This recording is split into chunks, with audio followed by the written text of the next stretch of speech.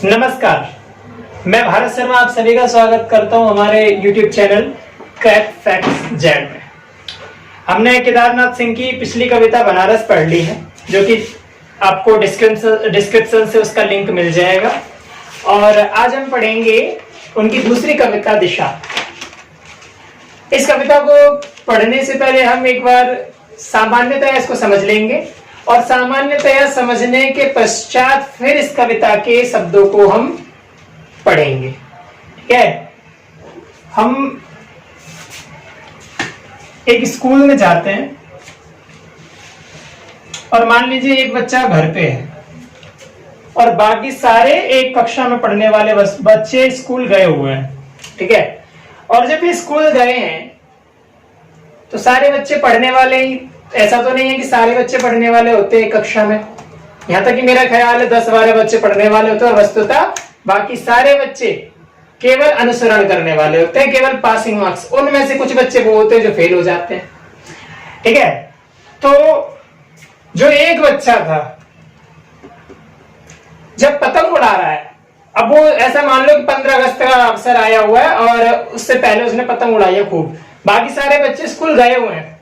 ऐसा नहीं कि 15 अगस्त ही है, 15 अगस्त का मतलब महीना है, तो उस महीने में स्कूल तो खुलते हैं और स्कूल खुलने के पश्चात होता क्या है कि एक बच्चा जो है, ठीक है, वो छुट्टी पर है। बाकी के उस क्लास के समस्त बच्चे जितने भी 58 या 50 जितने बच्चे थे वे सारे स्कूल गए हुए हैं और सारे के सारे बच्चे आपस में पढ़ रहे हैं खूब लगन से, खूब मेहनत से। और जो एक बच्चा है उसका पूरी तरह से फोकस कहां पे है? केवल पतंग पे। ठीक है, और जब उसकी पतंग कटती है तो मानो उसे बड़ा सदमा सा लग जाता है। ठीक है, और बाकी के जो बच्चे हैं यदि उनके कम नंबर आ जाए तो उन्हें भी बड़ा सदमा सा लग जाता है। ठीक है, आपने देखा होगा कि कोई भी व्यक्ति या कोई बच्चा, जब आप कक्षा 12वीं से हम लोग निकले थे तो हमारा जो लक्ष्य था सबका अलग अलग था। किसी का था कि हम पॉलिटेक्निक कर लें, किसी का था कि मैं संस्कृत का प्रोफेसर बनूं, किसी का था कि मैं गवर्नमेंट स्कूल में बीएड करके मास्टर लग जाऊं, किसी का ये तक था कि केले बेचूं। ठीक है, तो हर व्यक्ति का अपना अपना, सबका यथार्थ होता है, सबका अपना अपना लक्ष्य होता है। तो कवि ने यहाँ पर जो वाक्य प्रयोग किया है, कहता है कि हिमालय किधर है। वस्तुतः ये जो परंपरा है, ये जो कविता है, ये दार्शनिक परंपरा की कविता है। और दार्शनिक परंपरा में कहने का मतलब क्या होता है कि भाव कुछ और ही निकलता है। ठीक है, दर्शन एक शब्द को आप, क्योंकि मैंने आपको शायद नहीं बताया, संस्कृत में एक धातु है दृश्य प्रेक्षणे।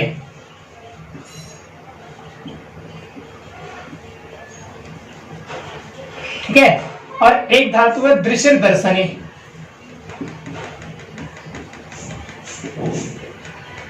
ठीक है, ये जो दृश्य दर्शनी धातु है, इसका सामान्य अर्थ होता है केवल आंखों से देखना, क्योंकि इसके आगे दर्शनी लिखा है। और ये जो दृश्य प्रेक्षण धातु है, इसका मतलब होता है किसी विशेष प्रकार से देखना।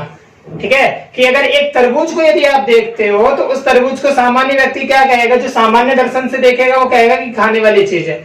लेकिन यदि कोई डॉक्टर देखेगा यहाँ तक कि, तो वो कहेगा कि इसमें आपको ये तत्व मिलते हैं, ये तरबूज नहीं, ये आपके लिए वस्तुतः एक दवाई का काम करता है, या आपके शरीर में मिनरल्स की कमी को पूरी करता है, वगैरह वगैरह ऐसे करके। तो कहने का मतलब क्या हुआ कि दृश्य धातु का मतलब क्या होता है? दर्शन का मतलब होता है एक विशेष प्रकार से देखना। तो कवि की जो कविता है, ये कविता किस प्रकार से? ये दार्शनिक कविता है।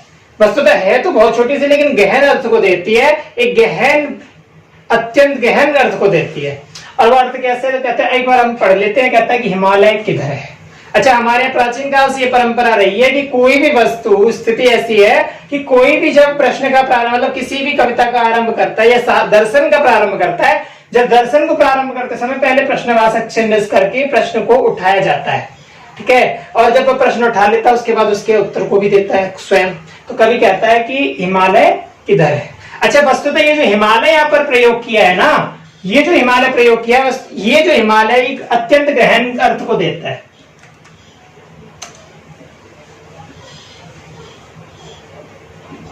और ये जो अत्यंत गहन अर्थ को देता है, मतलब कि पढ़ते हैं तो एक अर्थ लगा लो कि वस्तुतः हिमालय से अभिप्राय क्या है यहाँ पे?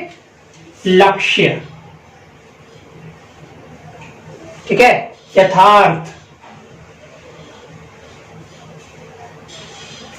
और लक्ष्य और यथार्थ का मतलब क्या हुआ कि हिमालय किधर है, ऐसा कवि ने पूछा। मैंने उस बच्चे से पूछा जो स्कूल के बाहर पतंग उड़ा रहा था। ठीक है, उधर उधर उसने कहा जिधर उसकी पतंग भागी जा रही थी। यहां तक पढ़ते हैं। ठीक है, कि एक कक्षा में 50 बच्चे हैं। ठीक है, तो 50 बच्चे में ऐसा है, वस्तु स्थिति ये है कि कभी एक रास्ते में जा रहा था, पथ पर चल रहा था, और पथ पर चलते चलते उसे अचानक से एक स्कूल के बाहर, एक जो स्कूल का ग्राउंड था, ठीक है, मैदान, उसमें एक बच्चा पतंग उड़ाते हुए दिखाई दिया। ठीक है, और वो जो बच्चा पतंग उड़ा रहा था, तो कवि ने उससे ये प्रश्न किया कि बच्चे हिमालय किधर है। तो वो बच्चा उस पतंग को उड़ाते समय कहता है कि उधर उधर, और जहां जहां उसकी पतंग भागी जा रही थी तो उसको वही कह रहा है कि हमारा उधर हिमालय उधर है। कवि ने विचार किया कि वस्तुतः हिमालय इधर ही है। अब यहाँ पर हिमालय से अभिप्राय क्या था कि, तो कहने का मतलब क्या है कि लक्ष्य है। तो कहने का मतलब क्या है कि उस समय जब बच्चा पतंग उड़ा रहा था तो उस बच्चे का सारा फोकस जो था उस पतंग पर था, और उस पतंग को कोई काट ना दे इसलिए वो अथक प्रयास कर रहा था।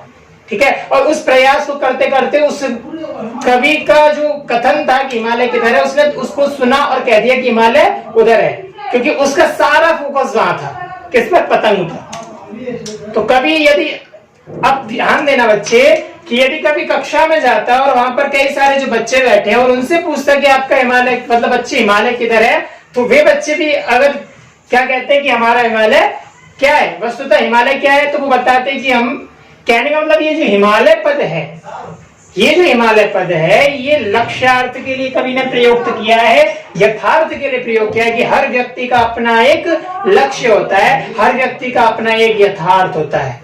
ठीक है, और वह जो यथार्थ होता है वो कैसा होता है कि हर व्यक्ति अपने लिए अपना अपना यथार्थ अपने बचपन से चुन लेता है। आप यहाँ तक कि किसी छोटे बच्चे से ये पूछेंगे कि आपका मतलब क्या, आप क्या बनना चाहते हो, तो बच्चे कह देंगे कि क्रिकेटर बनना है, कोई कहेगा कि मुझे सिविल लाइंस में जाना है, कोई कहेगा कि मुझे पुलिस में जाना है, कोई कहेगा मैं पॉलिटेक्निक करूंगा।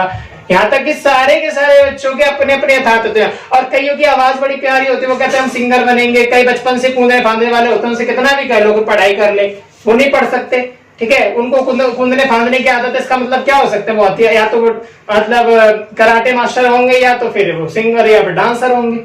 ठीक है ना, तो हर व्यक्ति का अपना अपना एक लक्ष्य होता है, जो कि कवि ने यहाँ पर प्रयुक्त किया कि हिमालय किधर है, अर्थात हर व्यक्ति का अपना हिमालय होता है। तो हिमालय जो पद है ये क्या है, ये व्यंग्यार्थ है। ठीक है, एक अर्थ देता है लक्ष्य और दूसरा कहता है यथार्थ, मतलब हर व्यक्ति का अपना एक यथार्थ होता है। ठीक है, तो कवि कहता है कि जिधर उसकी पतंग भागी जा रही थी, ठीक है, मैं स्वीकार करूं कि मैंने स्वीकार कर लिया। क्या स्वीकार कर लिया? कि मैंने पहली बार जाना कि हिमालय किधर है। वस्तुतः हिमालय का जो अभिप्राय था वो क्या था, लक्ष्यार्थ, कि लक्ष्य क्या है। अब मेरा लक्ष्य प्रोफेसर बनना, ठीक है, तो अन्य लोगों का भी होगा क्या, होता है। यहां तक एक बच्चा जन्म लेता है तो जन्म लेने के साथ साथ उसका लक्ष्य निर्धारित हो जाता है, लेकिन हमें पता नहीं होता क्यों, क्योंकि अब जब वो जन्म लेने के बाद जब वो बड़ा होता चला जाता है तो वो अपने लक्ष्य का निर्धारण स्वयं करता चला जाता है, और उसकी कुछ हरकतें ऐसी होती है जिससे माँ बाप को लगता है कि अब बच्चा इसका मतलब बच्चा हमारा ये बनेगा। और यहाँ तक कि आपने घरों में बात करते हुए सुनी होंगे कि माँ बाप खुद अपने बच्चे के विषय में कहते हैं कि हमारा बच्चा ये बनेगा या हमारा बच्चा वो बनेगा, है ना। ठीक है, तो हर व्यक्ति का अपना यथार्थ होता है। ठीक है, अब इसके अलंकारों को देख लेते हैं एक बार। तो वस्तुतः उधर उधर और उसने में अनुप्रास अलंकार है, और उधर उधर में पुनरुक्ति प्रकाश अलंकार है, ऐसा कवि का अभिप्राय है। नमस्कार।